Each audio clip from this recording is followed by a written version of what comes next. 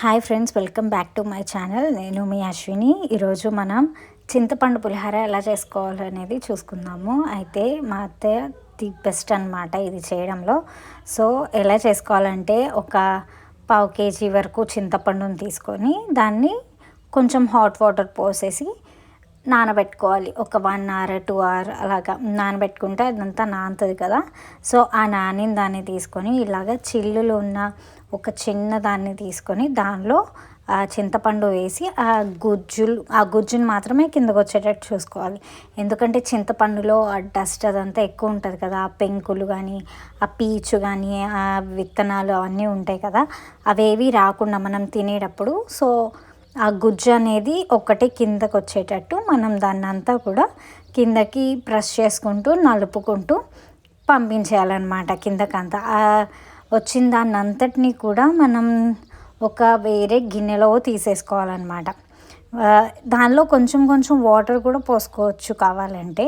అది దిగట్లేదు అని అనుకుంటే కనుక కొంచెం కొంచెం వాటర్ పోసుకొని కిందకి అలా తీసేసుకుంటే సపరేట్ అయిపోతాయి అన్నమాట దానిలో ఉన్న డస్ట్ అదంతా. సో అలా దానిలో ఉన్న గుజ్జు అంతా కూడా మనం కిందకి పంపించేసుకున్న తర్వాత దాన్ని అంతటిని ఒక చిన్న బౌల్లో తీసుకొని దానిలో మనము మిగిలినవన్నీ కూడా యాడ్ చేసుకోవాలన్నమాట. అండ్ దానిలో యాడ్ చేసుకోవడానికంటే ముందు ఎవరైతే నా ఛానల్ ఫస్ట్ టైం చూస్తున్నారో వాళ్ళందరూ please subscribe to my channel.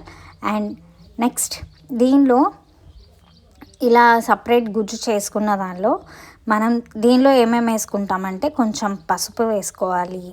అంటే 1 స్పూన్ వరకు కొంచెం పసుపు వేసుకొని అండ్ అలాగే ఇంకా జీలకర్ర అవి కూడా వేసుకుంటారనమాట. ఒక స్పూన్ పసుపు వేసుకున్నాం కదా, ఆ పులిహోర అదంతా కూడా కొంచెం కలర్ రావడానికి ఆ పసుపు అనేది వేసుకుంటాం అనమాట. అండ్ దీనిలో నేను నార్మల్ సాల్ట్ అనేది యూస్ చేయకుండా రాక్ సాల్ట్ అనేది యూస్ చేస్తున్నాము. రాక్ సాల్ట్ అయితే ఇంకొంచెం మంచి టేస్ట్ వస్తుంది. మీకు ఐడియా ఉంది ఎంత వేసుకోగలుగుతారు అనేది అంటే కనుక రాక్ సాల్ట్ వేసుకుంటేనే బెస్ట్, మంచి టేస్ట్ ఉంటుంది. అండ్ అలాగే పచ్చిమిర్చి కూడా వేసుకుంటే బాగుంటుంది అనమాట. ఆ స్పైస్ అదంతా కూడా డైరెక్ట్గా ఈ చింతపండు పులుసులోనే అయిపోతుంది అనమాట. సో పచ్చిమిర్చిని ఇలా మధ్యలో చీలికలుగా కట్ చేసుకొని మనం ఒక 3 వేసుకోవాలి.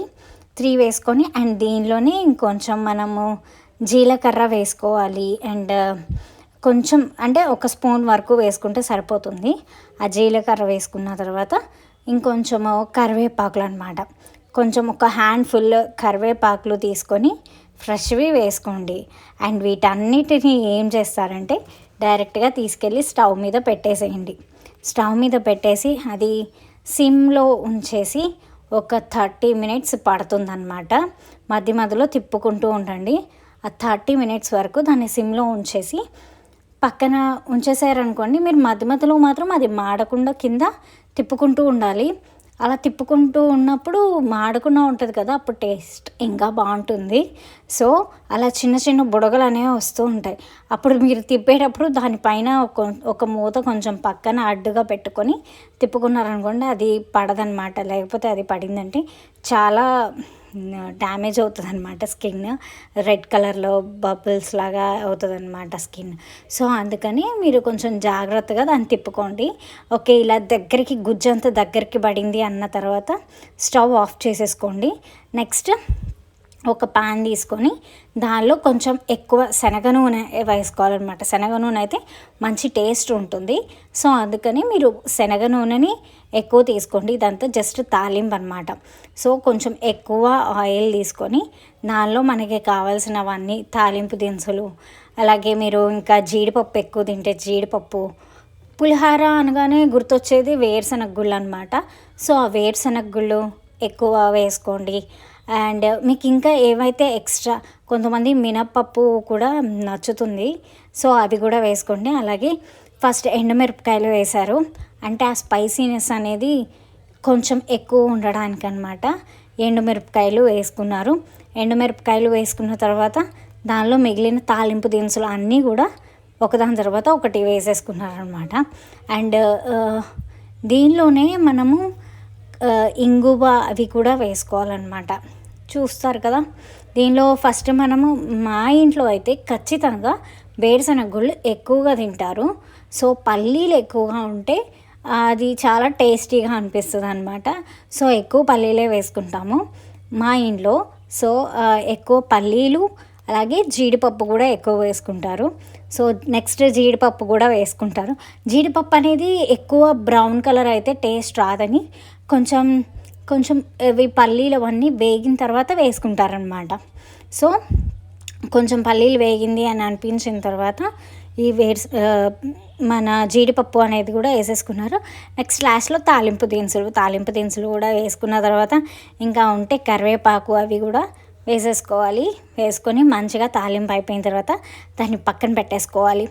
అండ్ దీనిలో జీలకర్ర కూడా ఖచ్చితంగా వేసుకోవాలన్నమాట.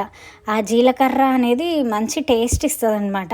సో మనం ఈ తీసుకున్న దాన్ని పక్కన పెట్టుకొని నార్మల్గా రైస్ ఎలా అయితే ఉడికిస్తామో అలాగే, కాకపోతే కొంచెం పొడి పొడి అవుతూ ఉన్నట్టు రైస్ చూసుకొని ఆ రైస్ని మనం పక్కన పెట్టుకొని దాన్ని మనం ఒక బౌల్లో తీసుకొని ఆ బౌల్లో రైస్ తీసేసుకున్న తర్వాత దానిలో ఏంటంటే కొంచెము సాల్ట్ వేసుకోవాలి. అలాగే కొంచెము నెయ్యి వేసుకొని జస్ట్ అంతా కలుపుకొని నెక్స్ట్ మనం ఎంత పొడపడలాడుతూ ఉంటే అంత మంచిదన్నమాట రైస్. సో మనం ఎక్కువ పొడగా ఉండేటట్లు మనం రైస్ చూసుకొని, కొంతమంది అయితే గంజి పెట్టేస్తారనమాట. గంజి పెట్టేటప్పుడు ఎక్కువ వాటర్ని పంపించేసేసి ఒక్క రైసే ఉంచుకోవచ్చు కదా. సో అట్లాగా పొడిలాడుతూ రైస్ని మనం చేసుకున్న తర్వాత దాన్ని పెద్ద దానిలో వేసుకుంటే కొంచెం ఆరుతుంది కదా. సో ఆరిన తర్వాత దానిలో మనం ఏం చేస్తామంటే ఇప్పుడు కొంచెమే లైట్గా పసుపు వేసుకొని అలాగే కొంచెం లైట్గా సాల్ట్ కొంచెం వేసుకొని అండ్ దానిలో మనం కొంచెము నెయ్యి కూడా వేసుకుంటారనమాట. నెయ్యి వేసుకుంటే ది బెస్ట్ స్పెషల్ టేస్ట్ వస్తుంది అనమాట. నెయ్యి తినని వాళ్ళు కూడా ఇలాగా పులిహోరలో వేసేసారంటే చాలా ఈజీగా తినేస్తారు. అంటే వాళ్ళకి అది తెలియదు అనమాట. అంత నెయ్యి స్మెల్ రాదు, అంత వద్దు అన్న ఫీలింగ్ కూడా రాదనమాట. సో నెయ్యి కూడా కొంచెం వేసుకొని మొత్తం కూడా అదంతా రైస్కి పట్టేటట్టు ఫుల్గా తిప్పేసుకోవాలన్నమాట. మనం తిప్పుకున్న తర్వాత మనం ఆల్రెడీ రెడీ చేసుకున్నాం కదా చింతపండు పులుసు, అది అంతా ఆ పులుసు అండ్ ఈ తాలింపు ఉంది కదా, ఈ రెండింటిని కూడా మనం దానిలో వేసుకుంటాం అనమాట. ఫస్ట్ అయితే ఆ పసుపు అనేది ఒక్కొక్క చోట ఉండకుండా అంతా కూడా పట్టేటట్టు నీట్గా అంతా తిప్పుకోవాలన్నమాట. కొన్ని చోట్ల రైస్ వైట్గా ఉండిపోవడం అలా కాకుండా కొంచెం మొత్తం అన్నిటికీ పట్టేటట్టు తిప్పుకుంటూ ఉండాలన్నమాట. ఆ నెక్స్ట్ ఓకే మొత్తం అయిపోయింది పట్టింది అని అనుకున్న తర్వాత మనం నెక్స్ట్ మన తాలింపు గింజలు అవన్నీ వేసుకోవాలి. ఫస్ట్ చింతపండు ముద్ద అయితే ఉంది కదా, అది దగ్గరకు వచ్చిన గుజ్జు ఉంటుంది కదా, ఆ గుజ్జు వేసేసి అది కలిపేసేసుకుందాము. అండ్ దానికి కొంచెం చూసుకోవాలన్నమాట, ఎక్కువ అవుతుందా పులుసు లేకపోతే తక్కువ అవుతుందా అనేది. సో కొంచెం యాడ్ చేసుకుంటూ రైస్ని తిప్పుకుంటూ ఉండండి, అది బెస్ట్ పార్ట్.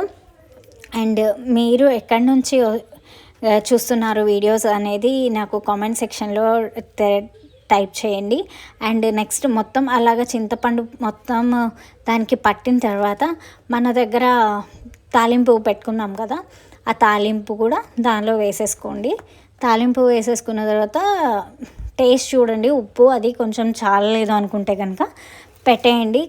కొంచెం లైట్గా సాల్ట్ అది యూజ్ చేయండి. ఇప్పుడు గళ్ళు ఉప్పు అయితే ఇంకా యూజ్ చేయకండి, అది పళ్ళకి తగులుతూ ఉంటుంది.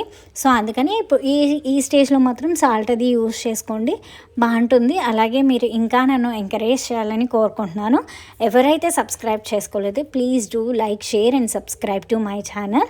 అండ్ ఇది అలాగా మొత్తం తిప్పిన తర్వాత ఇంకా కొంచెం చప్పగా ఉండడం అలా ఏమన్నా ఉన్నా కానీ చూడండి, మీకు టేస్ట్ ఓకే ఇక్కడ దాకా బాగానే ఉంది అనుకుంటే ఓకే, లేదు ఇంకొంచెం ఉప్పు అది పడుతుంది అని అనుకుంటే కనుక ఉప్పు అది కూడా దానిలో వేసుకోండి, బాగుంటుంది. టేస్ట్ అయితే ఒక్కసారి ట్రై చేయండి, మీకు ఖచ్చితంగా నచ్చుతుంది.